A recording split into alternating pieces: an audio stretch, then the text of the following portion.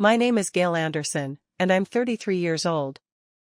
At my own wedding, my family handed me a gift box.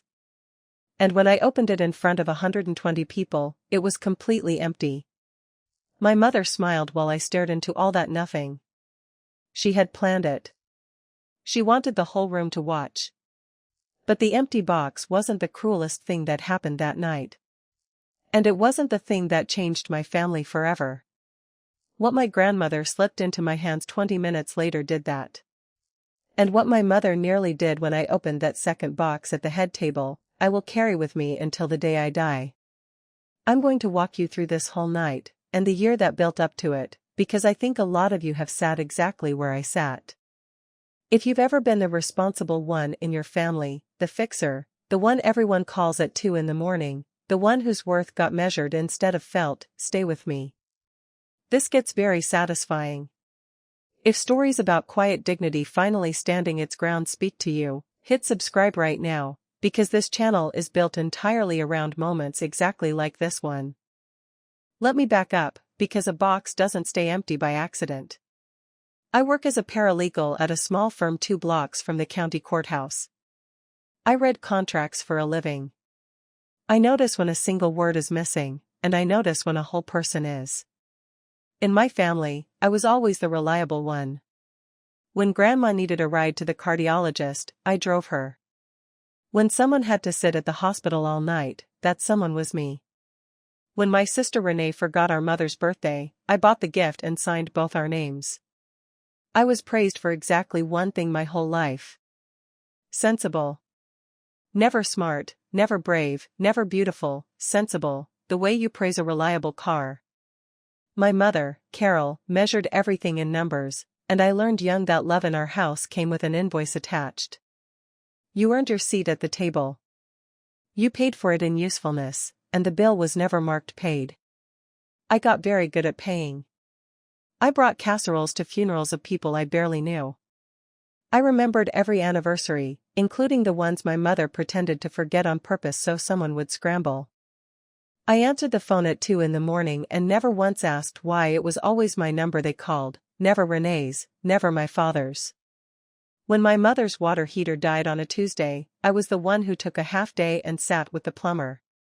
When Renee's marriage wobbled for a year and needed somewhere to land, I was the one who drove her kids to school for 6 straight weeks and never once got asked how I was managing my own job around it. Nobody ever sat me down and assigned me these things. That's the part that took me 30 years to understand. Nobody has to assign the job to the one person in the family who will simply do it rather than watch something break. Somewhere along the way, I made myself a quiet promise, the kind you don't say out loud, that if I just did enough, and did it perfectly, one day it would finally be enough. I never let myself finish that sentence. Enough for what, exactly? Enough to be loved without a task attached to it? Enough to sit at a family dinner and not feel, somewhere under my ribs, like I was on the clock? I didn't want to know the answer, because I already suspected the box at the bottom of it was empty. I just didn't think my mother would gift wrap it and hand it to me in front of everyone I loved. Then I met Danny Marsh, and for the first time, nobody was holding a calculator. Danny is a lineman, he climbs poles in ice storms so the rest of us can keep our lights on, and he has the hands to prove it. We met when a transformer blew on my street and half the block went dark for 2 days. He was still working at 11 at night when everyone else had gone home. I brought Danny coffee because it was cold, and he thanked me like I'd handed him something rare. We talked in the dark for an hour. He asked me questions nobody had asked me in years, not what I did, but what I liked. Not what I was worth, but what made me laugh. When I told him I was a paralegal, he didn't ask how much it paid. He asked if I liked the people. On our 3rd date, he fixed my neighbor's porch light and refused the $20 she tried to press into his hand. That's just how he is. He sees a broken thing, and he mends it, and he doesn't send a bill. The first time he really looked at me, I felt something I had no name for. Then I placed it. He was looking at me like I was already enough, not enough if, not enough when, just enough. I had spent 31 years auditioning for my own family, and this stranger in a hard hat had cast me in the part on the first day. I loved him before I let myself say it. And I already dreaded one single moment, the moment I would have to introduce him to my mother. The engagement dinner was at a restaurant my mother chose specifically because the prices weren't printed on the menu. There were 14 of us. My mother had made a seating chart, which should have been my first warning. She put Danny at the very end, right beside the little folding table where Renee's daughter Sophie and 2 cousins were coloring on paper placemats, the kids' table. She did it with a smile, the way she does everything cruel, so that if you object, you're the one making a scene. Danny sat down without a word and started teaching 9-year-old Sophie how to draw a house that wouldn't fall down. Halfway through dinner, my mother asked him, across the whole table, exactly what a man in his line of work brings home in a year. She said it sweetly. She called his job climbing poles, like he was a squirrel. My aunt laughed. Renee laughed a beat later, the way she always follows our mother, half a second behind, and twice as loud. Danny answered plainly, no shame in it, and my mother repeated the number back slowly, so everyone could hear how small she thought it was. I opened my mouth. Under the table, a hand found my knee and squeezed. Not Danny's. I looked over, and my grandmother Ruth, 84 years old, was quietly folding her napkin and standing up. She walked the length of the table, past the empty chair beside my mother, and sat down next to Danny at the kids' table. She asked him about ice storms. She asked if he was ever scared up there. The whole table went quiet. That was the first crack of light I'd seen in 33 years, and I didn't yet understand why my grandmother, of all people, had chosen his side. My mother has a habit that tells you everything about her. When she's upset, she opens the calculator app on her phone and starts tapping, like she's totaling up a loss. She did it in the car after the engagement dinner, thumb going, and then she said the thing I'd been dreading since I was a child. She called my marriage a bad investment. She said it the way you'd describe a falling stock. She reminded me our family had a name in this town, a standing, and that I was about to spend it all on a man who climbs poles. Then she looked at me sideways and said something I didn't fully understand yet. If you go through with it, don't expect anything to still be there for you. My part, she called it. Don't come asking about your part. I asked her what part. She just tapped the phone. I thought she meant her approval, which I'd never really had anyway. I thought she meant a number in the will, one I'd never counted on. I didn't know yet that my part had an address, a lake behind it, and a set of stairs my grandfather had built by hand. I didn't know my mother had already decided to sell it, and that she needed me to fall in line before she could. I just sat there in the passenger seat while my mother added me up and found me wanting. And for one ugly second, some small girl still living inside me wondered if the calculator was right. There's a house I need to tell you about. My grandfather, Walter, built it himself on a small lake 25 minutes outside town, board by board, over about 10 years. I don't know how a working man found the time. I only know every good memory I have as a child happened inside those walls. Grandpa taught me to fish off the dock he built. He showed me how the stairs were joined so they'd never squeak, and to this day, they don't. He died 6 years ago, when I was 27, and I still reach for the phone sometimes to tell him things. My grandmother Ruth still lives out there alone, 25 minutes past the last stoplight, and I drive out most weekends because somebody should, and because I want to point 2 weeks before the wedding. I stopped by my mother's house and overheard her in the kitchen, using her smooth business voice with a real estate agent, talking about the lake property. She used the words "clear it out." She was selling my grandfather's house. I stood in the hallway with a stack of papers in my hand and felt the floor tilt. Then I remembered one thing and held on to it like a railing. The house wasn't hers. It was in my grandmother's name, it always had been. My mother could want it sold all she liked, but the pen belonged to Ruth. I did not yet understand how hard my mother was already working to get that pen into her own hand. 3 days later, my mother made her next move, and she made it in writing.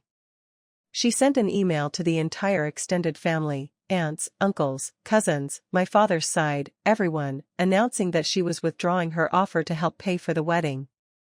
She'd promised to cover the venue and dinner months earlier, in front of witnesses. Now she was very publicly taking it back.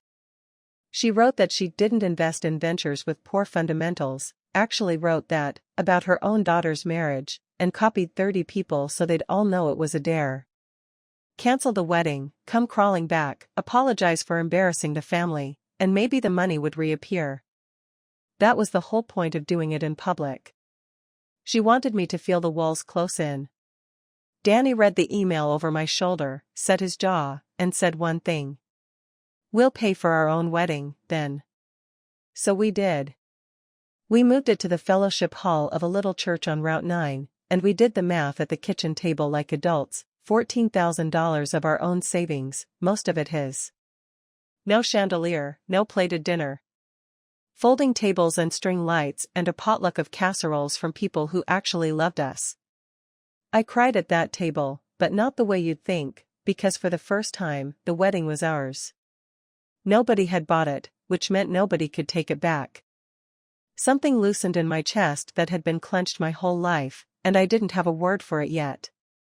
I would learn the word soon enough, and I would nearly trade it away for the very thing my mother was about to dangle in front of me. The week before the wedding, my sister Renee, who cannot hold a secret to save her life, let something slip. Mom had prepared a special gift for the reception. Something for everyone to see. Something to make a point. That night, my mother called, ostensibly about parking at the church. And near the end, in that light voice she uses for her sharpest knives, she said, "Don't worry, dear. At the reception, I'll show everyone exactly what this marriage is worth." Then she said goodnight, like she'd complimented my dress. I hung up and knew, the way you know weather is coming, that she had built me a trap and wrapped it in ribbon. Here's the thing people never understand about a moment like that. I couldn't cancel. It was my wedding. You don't call off your own wedding because your mother has a surprise. You can't uninvite 100 people. You can't unbook the hall. And you can't refuse a gift in front of everyone without becoming the villain of your own story. So I did the only thing I could. I decided that whatever was in that box, I would not give her the reaction she'd paid for. I had no idea my grandmother had been quietly preparing a box of her own for 60 years. The morning of the wedding, the church hall on Route 9 smelled like coffee and lilies and floor wax. Danny got there before the caterer, before the flowers, before me. When I walked in, he was up on a ladder in his undershirt, hanging string lights himself because he didn't trust the way they'd been strung. Of course he was. The man mends things. He wired the whole hall so every bulb came on at once, and when he flipped the switch and the room filled with warm little lights, Sophie clapped. She'd appointed herself my shadow for the day, following me around holding my veil off the floor so it wouldn't get dusty, very serious about the job. She asked if it was true I was marrying a man who could fix anything. I told her it was. My phone rang while I was buttoning my dress in the Sunday school room. It was my grandmother. Her voice was low and steady, the voice she uses when something matters. She said she was coming, no matter what my mother had arranged about rides, and she'd find her own way there. Then she said something that made me stop with the button half done. "Tonight, when it happens, I want you to hold on to me.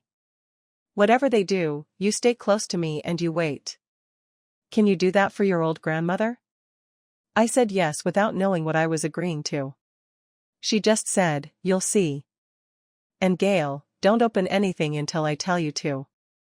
Then she hung up, and I stood there in a half-buttoned dress with my heart going, because my grandmother had never in her life sounded like a woman with a plan. The ceremony itself was the best 20 minutes of my life, right up until I looked at my mother. We kept it simple, no program, no soloist, just Danny and me and a pastor who'd known us both since childhood. Danny had written his own vows on a piece of paper folded so many times it had gone soft. He didn't say anything about forever or fairy tales. He said he'd keep my lights on. He said when the whole world went dark and cold, I'd never once wonder if he was still climbing toward me. His hands were shaking. Mine were too. Sophie held the veil. The little hall was full of people who'd brought potato salad and folding chairs and their whole hearts. And in the front row sat my mother, in a dress that cost more than our catering, hands folded in her lap, thumb moving. Even then, she was under the table with her calculator, tallying what this was costing her in reputation. She didn't cry. She didn't smile. She totaled. Then, halfway through the vows, the double doors at the back of the hall opened, and someone wheeled my grandmother in. My mother had not arranged a ride for Ruth. My mother had, I later learned, specifically told the family that Grandma was too tired and shouldn't be bothered. Yet there she was, in her good blue dress, being pushed down the aisle by a neighbor she'd called herself. She had a small box in her lap, wrapped in brown paper and tied with string, and she held it with both hands like it was the only thing in the room that mattered. My mother turned, saw her own mother, and for just a second, something crossed her face I couldn't read. It looked, of all things, like fear. At the reception, you could feel the two families in the room like oil and water refusing to mix. Danny's people were loud and easy, hugging strangers, filling plates twice, telling his uncle's joke about the time a raccoon got into the bucket truck until 3 different tables were laughing at once. His mother, a retired school lunch lady with a laugh you could hear across a parking lot, hugged me so hard she lifted me half an inch off the floor and told me I'd married the gentlest boy she ever raised, and she'd raised 4. My mother's people sat straighter, spoke softer, kept sneaking looks at Danny the way you'd look at a stain on a nice carpet. I heard the word sweet used about him 3 times, and every time it meant beneath us. I heard someone murmur it was a shame, a girl with her sense, marrying a man who works with his hands. I watched my mother's cousin from the good side of the family look at Danny's boots under the table, still faintly scuffed from a job site because he'd only had 40 minutes to change, and watched her decide something about him before he'd said 10 words to her. I kept my chin up and my hand in Danny's and worked the room the way I've worked every room in my life, smiling until my face ached, refilling glasses nobody asked me to refill because standing still felt dangerous. And the whole time, my mother sat at the center table like a queen waiting for the right moment, a wrapped box beside her plate, not Grandma's brown paper one, a different one. Glossy white, silver bow, the kind of paper that costs extra at the counter. Expensive looking. Exactly the kind of thing you'd expect to hold something wonderful. My grandmother had asked me to wheel her right up to the head table next to me and Danny. I did, and she kept one hand on my arm the entire time, just like she'd said she would. When the plates were cleared, my mother stood up and tapped a glass with her ring, and the room went quiet the way rooms do for her. "I'd like to give my daughter and her new husband a little something," she said, in her warm public voice. "A family tradition. There is no such family tradition. I have been in this family my whole life." My grandmother's fingers tightened on my arm. Under the table, on my other side, Danny took my hand. And my mother lifted that beautiful white box off the table and held it out to me, smiling, in front of every single person we knew. I want you to picture it, because she certainly did. 120 faces turned toward me. String lights overhead. My grandmother's hand on my arm, my husband's hand in mine. My mother, radiant, holding out a gift I already knew was a trap. And me, with no choice in the world but to take it. So I took it. It was light. Too light. A box that size, wrapped that carefully, should have weight to it. This one had none, and I knew before my fingers found the lid exactly what was inside. I lifted it anyway, because 120 people were watching, and my mother had bet everything on my face. Inside was nothing. White tissue paper folded around empty air. Not a card, not a coin, not a note. Just the inside of an empty box, staring back up at me. And into the silence, loud enough to carry to the back of the hall, my mother said the words she'd been sharpening for weeks. "That's all your marriage is worth." The room laughed. Not everyone, but enough. My aunt laughed. My cousins laughed. Renee laughed her half-second late laugh. And the sound of it went through me like cold water. My mother stood there glowing, waiting for me to crumble, because the crumbling was the gift. The crumbling was the whole point. And I looked down into that empty box and I understood something I'd spent my life not looking at. She hadn't given me nothing. She'd given me a mirror. This was how she'd always seen me. Sensible. Useful. And finally, fully worthless. The only person in that whole loud, laughing room who wasn't laughing was Sophie, 9 years old, staring at her grandmother with her mouth open. And under the table, on my arm, my grandmother's old hand went from resting to gripping. My grandmother pulled me down toward her by the arm, gently, the way she used to when I was small and she had a secret worth telling. Her mouth was right at my ear. Around us, the laughter was still dying down, and my mother was still standing, still glowing, still waiting for me to give her the tears she'd ordered.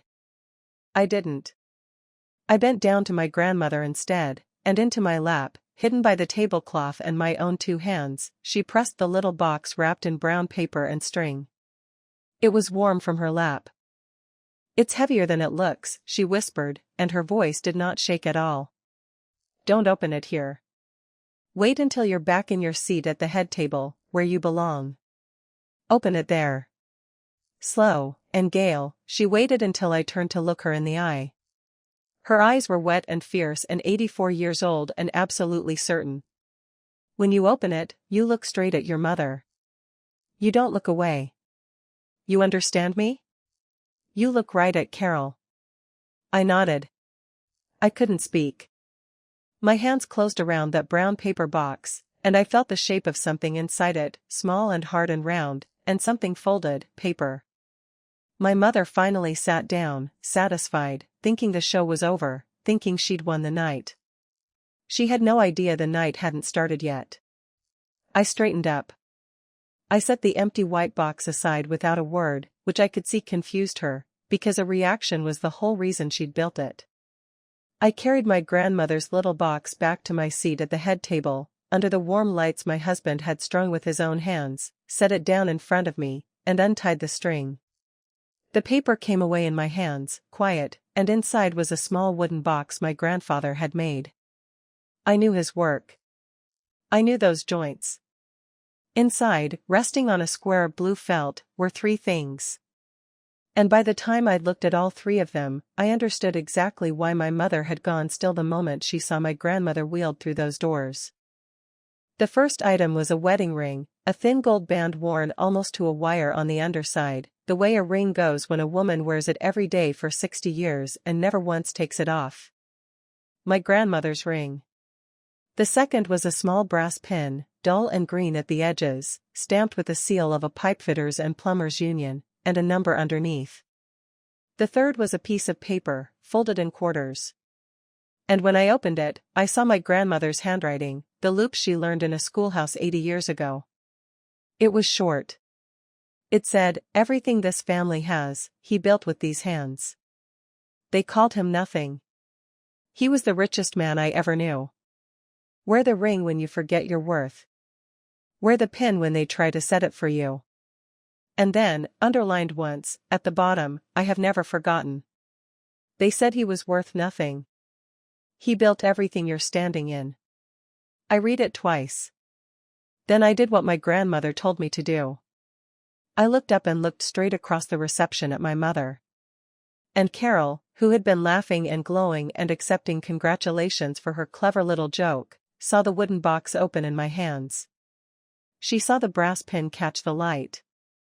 And her face went white all at once, the color dropping out of it like water out of a cracked glass.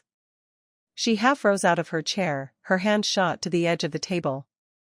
For a second, I thought she was going to stand all the way up and cross the room and take it out of my hands. She caught herself. She sank back down. But everyone at our end of the hall had seen it. My mother was afraid, and I finally understood that the empty box had never been the real gift in that room. I sat there holding a brass union pin, and 33 years of small, strange things rearranged themselves in my head all at once. My whole life, my mother had told a story about where we came from, old family, good stock, people of a certain standing, as if standing were something you inherited like a nose. but nobody ever said what my grandfather actually did. I'd never once heard the word for his job spoken in her house. When I was little, there had been a photograph on the hallway wall, a man in work clothes, sleeves rolled up, grinning next to a length of pipe. One day it was gone. When I asked, my mother said it had been the wrong photograph for that wall. I was 8. I didn't push, now I was holding the seal of a union, green with age, worn smooth by a thumb that must have rubbed it 1,000 times. And I understood that the man in the vanished photograph and the man who built the squeakless stairs were the same man, and that my mother had spent my entire childhood quietly erasing him, all that standing she was so proud of, all that reputation she was willing to sacrifice me to protect. It had been built by a plumber. By exactly the kind of man she'd just seated at the children's table. By exactly the kind of man she'd just told 100 people my marriage was worthless for choosing. I looked up from the pin, and across the room my mother was already moving. She'd stood, smoothed her dress, fixed her smile back into place, and was walking straight toward the head table with the brisk, purposeful step of a woman coming to clean up a spill before it stains.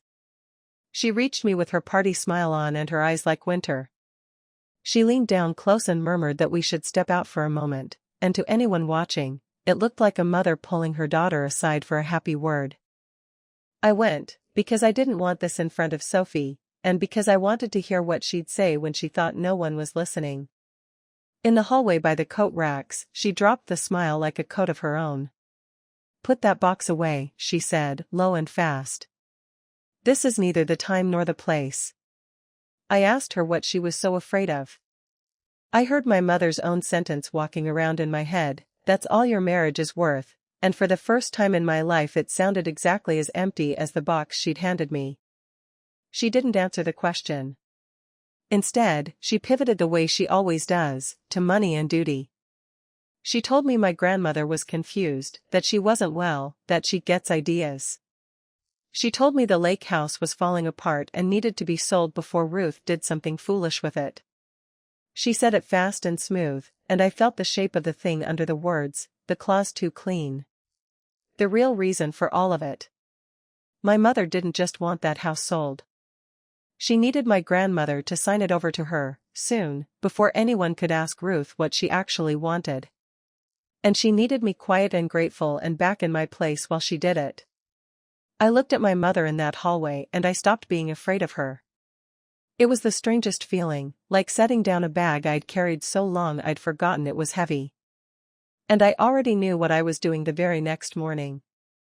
Let me step outside the story for 1 second, because I think some of you are sitting exactly where I was standing in that hallway. If your worth has ever been decided by someone holding a checkbook, or a calculator, or the deed to something you loved, hear me say this plainly.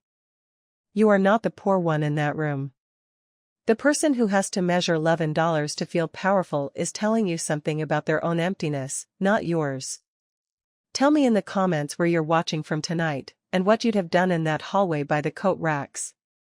And stay with me, because the morning after my wedding is when everything really turned. That night, after the last guest left and Danny was stacking folding chairs, I made a decision at the head table with the wooden box still open in front of me. Not a revenge. A visit. In the morning, before anything else, I was going to drive out to the lake and sit down with my grandmother and ask her one plain question. What did she actually want? The morning after my wedding, Danny and I drove the 25 minutes out to the lake with 2 coffees and no idea what we were walking into. My grandmother was on the porch when we pulled up, dressed and sharp-eyed, waiting like she'd known I'd come. She was not confused. Let me say that plainly, because my mother had said it so many times I half expected to find a frail woman lost in her own kitchen. She sat Danny in Walter's chair, looked at him for a long moment, and said he had good hands. I watched my husband's ears go red. Then she told me to sit down, because there were things I should have been told years ago and wasn't, and she was done letting my mother decide what I got to know. She started at the beginning. She told me she married Walter in 1961 against her own family's wishes, because they said a plumber was beneath a girl like her. Her mother had cried at the wedding, and not the good kind of crying. Her family gave her a set of everyday dishes as a wedding gift, the cheap kind, to make a point about the life they thought she was choosing. She smiled when she said it. 60 years I ate off those dishes, she said, and every meal was better than anything on their china. She reached across the table and put her worn hand over mine, the one wearing her ring now. You married a good man, Gail, she said. I know exactly what your mother made you feel last night. I felt it in 1961. Now let me tell you the rest. Here is the rest. The thing my mother had spent 30 years painting over. There is no old family money. There never was. The standing my mother is so proud of, the name, the reputation she'd sell her own daughter to protect, all of it came from Walter Anderson's two hands. He started as an apprentice pipefitter at 19. He worked ice-cold sites and burned summers in boiler rooms, and he saved, and eventually he started his own plumbing and mechanical company with one truck and his own name on the door. It grew. By the time my mother was a teenager, Walter employed 40 men and had a real business, the kind that put a girl through college without loans. He paid for every bit of the life my mother now pretends she was born into. And my mother, Carol, grew up as the plumber's daughter in a town that never let her forget it. Kids at school called her that, sneering. She hated it, the trucks in the driveway, the coveralls in the wash, the way her father's hands never quite came clean. So the minute she had the means, she reinvented the whole thing. She married a man with a soft office job and a family name that sounded like money. She moved to the right neighborhood, and she buried her own father under a story about old family so thoroughly that her own children never learned the truth. My grandmother said it without bitterness, just fact. Your mother is ashamed of the man who paid for everything she has. I sat there with the pin in my palm. The empire my mother lorded over the whole reception hall, the standing that made my marriage a bad investment, had been built by a plumber. By the very kind of man she'd just humiliated me for loving. And she knew it. That was why she'd gone white. My grandmother got up then, slower than she used to, and came back with a shoebox of photographs my mother didn't know still existed, the lid soft at the corners from decades of being opened and closed. She spread them across the kitchen table one at a time, like she was dealing a hand she'd been holding her whole life, and I want to be fair to my mother here, because my grandmother was. There was Walter in his 20s, grinning under a hard hat with a wrench in his back pocket. There was my mother as a toddler, riding on his shoulders in front of the very first company truck, one word painted crooked on the door because he'd lettered it himself before he could afford a sign shop. There was a photo of the whole crew, 40 men lined up in front of a building they'd just finished, Walter in the middle, not the tallest, not the loudest, but somehow the one I landed on first. And then, in one photo, my mom is about 12, standing at the edge of a school dance in a homemade dress, and you can see it in her face, even in black and white, the shame, the way she's holding her arms like she wants to disappear. Behind her, out of focus, you can just make out two girls in matching store-bought dresses, heads tilted together the way girls tilt their heads when they're deciding to be cruel about something. Grandma touched that photo, her voice softening, and told me the other girls had let my mother know all night that hers wasn't store-bought. She told me Walter heard about it and picked up extra weekend shifts for 2 months, on his knees under other people's sinks, so he could buy his girl one dress from the good store downtown. My mother wore it once. Then she stopped going to dances. Something in her decided at 12 that she would never be the poor girl again, that she would climb so high nobody could ever look down at her, and she climbed right over her own father to do it. I looked at that frightened 12-year-old in the photograph and felt something I did not want to feel for the woman who'd handed me an empty box. I felt sorry for her. My grandmother watched me feel it, and then said the thing that kept it from softening me into weakness. Being hurt like that explains her, Gail. It does not excuse selling this house out from under me, and it does not give her the right to set a price on you. Understanding a person and obeying them are two different things. Then my grandmother reached to the sideboard and handed me a folder, and my paralegal brain went cold and clear the second I opened it. Inside was a quitclaim deed, already filled out professionally, transferring the lake house from my grandmother's name into my mother's. All it needed was Ruth's signature. My mother had brought it out the week before, my grandmother said, along with a lot of talk about how the house was too much to keep up, how Ruth might fall out here alone, how it would be simpler if Carol just handled things. She'd left the deed on the table like a bill you're expected to pay, and told my grandmother a notary would be coming by that Monday to make it official. 2 days away. I asked my grandmother, gently, because I had to, whether she wanted to sign it, whether maybe the house really was too much. She looked at me like I'd asked if she wanted to sign away her own hands. "This is the house Walter built me," she said. "I fished off that dock with you. I am not confused, and I am not tired of my own life. Carol wants it sold so she can erase the last thing in this world with his fingerprints on it, and I have been too scared and too polite to stop her." Her chin trembled just once, and then it stopped. "I don't want her to have it, Gail. But I don't want it to be a weapon either. I've had enough of this family measuring things. I just want it safe." I sat there with a notary coming Monday and my grandmother's whole heart on the table, and I realized the thing I was good at, the boring, careful thing nobody ever praised, might be the only thing that could actually help. So I asked my grandmother the plain question I'd driven out there to ask. Not what my mother wanted. Not what would be simplest. What did she actually want to happen to this house? She thought about it for a long time, turning her coffee mug in her hands, and when she answered, she was very clear. She did not want to give the house to me outright.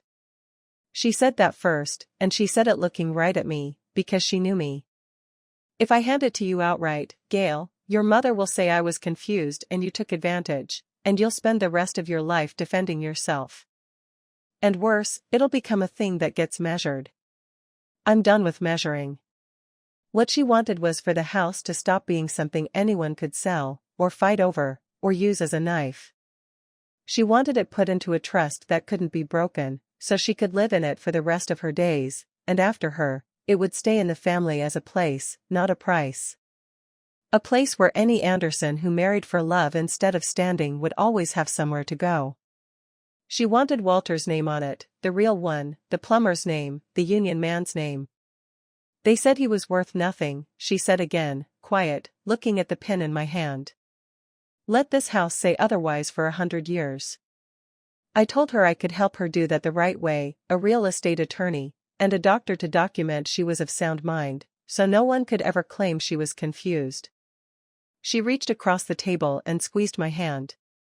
"Then let's beat Monday," she said. And for the first time in that whole terrible weekend, I laughed. That night, my mother called, and her voice was different. Soft. Almost warm.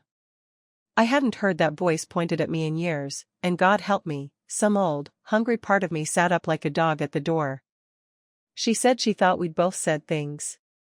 She said maybe the box was too much, which was as close to an apology as Carol Anderson has ever come. And then, gently, she made her offer. If I would let the house situation resolve quietly, meaning let her sell it, and if I would keep all that old union nonsense to myself and not go stirring up the family with stories about Grandpa, then she would put me back in her will. She would fund a real honeymoon. She would, she said, welcome you back into this family where you belong. She said she was proud of me. Do you understand what she offered me? Everything. The exact thing I had been auditioning for since I was 5 years old.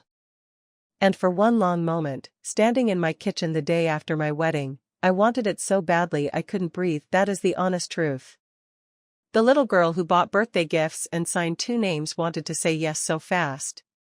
I told my mother I needed to think. Of course, sweetheart, she said. Take your time. And the word sweetheart went into me like a hook. I hung up and sat down on the kitchen floor, because the thing I wanted most in the world and the thing I could not live with had just turned out to be the same thing. I didn't sleep. I sat at the kitchen table most of the night, my grandmother's ring on my finger and my grandfather's pen in front of me, and I did the hardest arithmetic of my life, not with a calculator. My mother taught me to add people up, and I was finally trying to unlearn it. Here's what I saw somewhere around 3 in the morning. The empty box hadn't hurt because it was cruel. Cruelty I could have taken. It hurt because a part of me believed it, because somewhere deep down, I had accepted my mother's math a long time ago. That I was worth what I could prove. That love was a thing you earned by being useful. And that if I ever stopped performing, I'd be exactly what she said, an empty box. I had been keeping score my whole life on her scoreboard, and her offer, the will, the honeymoon, the sweetheart, was just her handing me the same scoreboard back and asking me to play. If I said yes, I'd win the game and lose the only thing worth having, which was the right to stop playing it at all. Danny found me at the table when the sky was going gray. He didn't ask what was wrong. He just sat down next to me and put his rough hand over my grandmother's ring and waited. And I knew I was going to help my grandmother put that house beyond anyone's reach on Friday, before Monday's notary ever showed up. And then I was going to give my mother her answer, not on the phone, not quietly, but at the family brunch that weekend, in front of the same people who'd watched me open an empty box. Not to humiliate her. I was done with that scoreboard. Just to finally stop paying a bill that was never real. Friday morning, I took the day off, put on my good blazer, and drove my grandmother to the office of a real estate attorney I trusted from the courthouse, a careful woman named Patricia Vaughn, who does not cut corners. I want to be clear about how ordinary this was, because there was no magic in it, no secret document that made anyone rich. We did it the slow, boring, correct way, the way I do everything, the way nobody ever thanks you for. My grandmother met with Patricia alone first, so no one could ever say I was in the room steering her. A physician my grandmother had seen for 20 years came by that same morning and documented, in writing, that Ruth Anderson was of sound mind and knew exactly what she was doing. Then, of her own free will, my grandmother placed the lake house into an irrevocable trust. She kept the right to live there for the rest of her life. After her, it would pass into the family as a protected place that could never be sold, and the trust named it in plain letters on the first page, the Walter Anderson House. When she signed, her hand didn't shake at all. Mine did. Patricia notarized it, filed it, and it was done. Real, legal, and permanent, 2 days before my mother's Monday notary was ever going to arrive. On the drive home, my grandmother rolled down the window and let the wind mess up her hair like a teenager. 60 years, she said, watching the lake go by. He'd have liked knowing it can't be sold. Then she looked at me. You did that with the thing they never respected about you. All that carefulness. Look what it saved. I hadn't thought of it that way. I have thought of it that way every day since. The family brunch was that Sunday, at my mother's house, on the Good China. Carol hosts a brunch the way she does everything, as a performance of a life she wants you to believe she was born into. Long table, fresh flowers, linen napkins folded into shapes. She had, I could tell the moment I walked in, prepared a scene of her own. She thought I was coming to say yes. She'd told people I was coming to say yes. I could see it in the way she'd seated everyone, in the extra warmth she aimed at Danny for the first time ever, in the way she'd left the chair at her right hand open for me, the golden seat, the one I'd wanted my whole life. Hook, she thought this was the morning her useful daughter came home and took the deal, and she'd built a whole stage to receive me graciously in front of the family. She had no idea what was already sitting inside my little wooden box that morning. Renee was there, and my aunts, and the cousins who'd laughed, and Sophie, who had barely spoken to her grandmother since the wedding and who came and sat down beside me instead, close, the way I used to sit close to Ruth.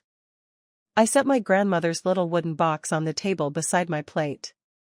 Not hidden this time. Right out where the light could catch it. My mother saw it, and her smile flickered just for a second, then smoothed back.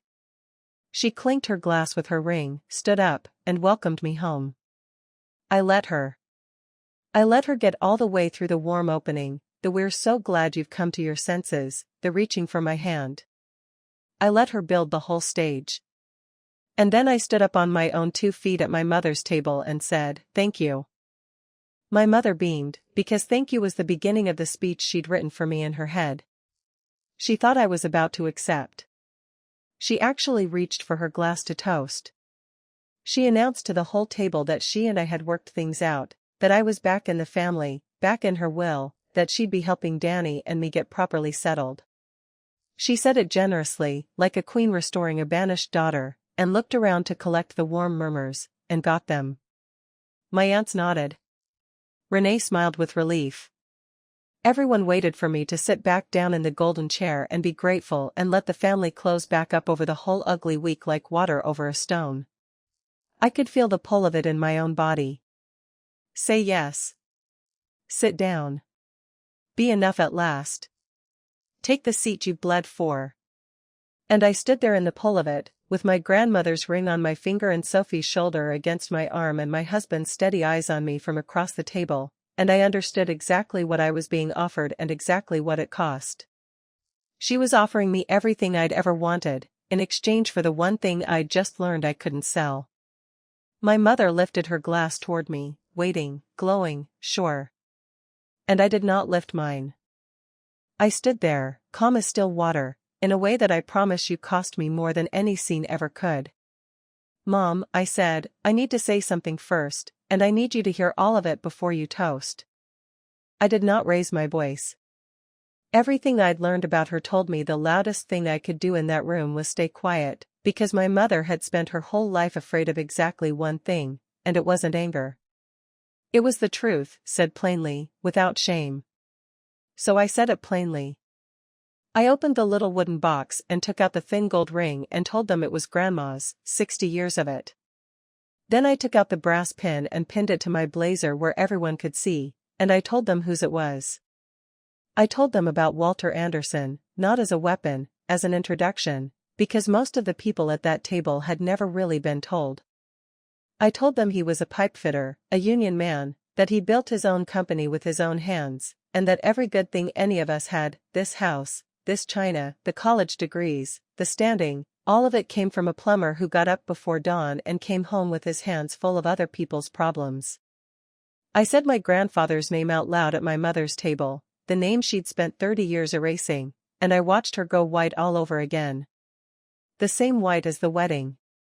Then I told them the rest, gently, without a drop of triumph.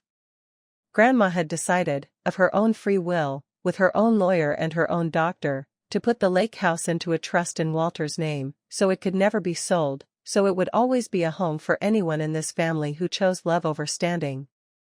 And Grandma had asked me to help her do it. So I did. On Friday. My mother rose halfway out of her chair, her hand flat on the table, her mouth open, and for a second I saw the whole thing break across her face at once, the shame and the fury and the 12-year-old in the homemade dress, all of it. And then, into that silence, I gave her my answer to her offer. Thank you for the offer, Mom, I said. The will, the honeymoon, all of it, truly. But I'm not going to keep quiet, and I'm not going to help you sell his house. So I don't think you'll want to give me any of it. And that's all right. My mother's face hardened into something I recognized. The winter came back into her eyes, and she said the thing she thought would end me.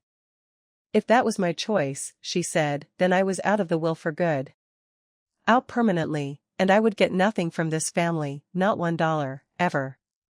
She said it like she was closing a vault. She waited for me to flinch. She'd handed me an empty box once already and watched me not cry, and I think she needed badly to finally see it land. And here is the part one didn't plan and will never forget. I looked at my mother, and then I looked at Danny, whose lights were still on across that table, and at my grandmother's ring on my finger, and at Sophie watching me the way I once watched Ruth, learning in real time that you're allowed to stand up. And I told my mother the truest thing I have ever said out loud. You can keep the money. My worth was never yours to set. The room was so quiet I could hear the clock in the hall. My mother had spent 33 years holding the only pen that could write my price, and I had just calmly, in front of everyone, taken it out of her hand and set it down. I lost the inheritance in that moment. I lost the golden chair. I lost the last thin thread of a mother's approval I'd been chasing since before I could read. I felt every bit of it go. And underneath the losing, steady as Danny's hand, I felt myself come free. I didn't storm out. There was nothing left to perform. I told my mother I loved her, which was and is true, and it made it worse for her, not bettered. I picked up the little wooden box, my husband picked up our coats, and we left. Sophie caught me at the door. She tugged my sleeve and pointed at the brass pin on my blazer and asked, in that clear 9-year-old voice that carries across a silent room, "What's that, Aunt Gail?" I knelt down so we were eye to eye. I told her it belonged to her great-grandfather, that he built houses and fixed pipes, that he was one of the best men who ever lived, and that anyone who told her different didn't know what a person was worth. She nodded very seriously, filing it away, and asked if she could see the lake house someday. I told her it would always be there, that it could never be sold now, and that it was hers to visit for the rest of her life. Behind me, I heard my mother sit down slowly at the head of her beautiful table. And Renee, my sister, who has laughed half a second behind our mother her entire life, did not laugh. She stood in the doorway of the dining room with her napkin still in her hand, looking at me, and then at the pin, and then at her own daughter, and something moved across her face I hadn't seen there before. Doubt. The first real doubt. She didn't say anything. She didn't have to. I drove home with my husband, my grandmother's ring, and my grandfather's pin, poorer than I'd been that morning by every measure my mother knew, and richer than I'd ever been in my life by the only one that turned out to be real. It's been 6 months now. I'll tell you the truth, because this isn't a fairy tale, and you deserve the real ending. My mother did take me out of the will, and she meant it. We don't speak much. She still tells people we come from old family, still hosts her brunches, still opens the calculator when she's upset. The thing that hurt her never got healed, and a hurt like that doesn't vanish just because her daughter grew a spine. I didn't fix my mother. You can't. But the lake house stands, and it will keep standing, with Walter's name on the deed where anyone can read it. My grandmother lives there still, and every Saturday, Danny and I drive the 25 minutes out and he fixes whatever's loose while I do the crossword with her and pen. We hung the photograph back up in her hallway, the one my mother made disappear. The man in work clothes, grinning next to his length of pipe. Renee started calling me just now and then, careful, like a woman testing ice, but calling.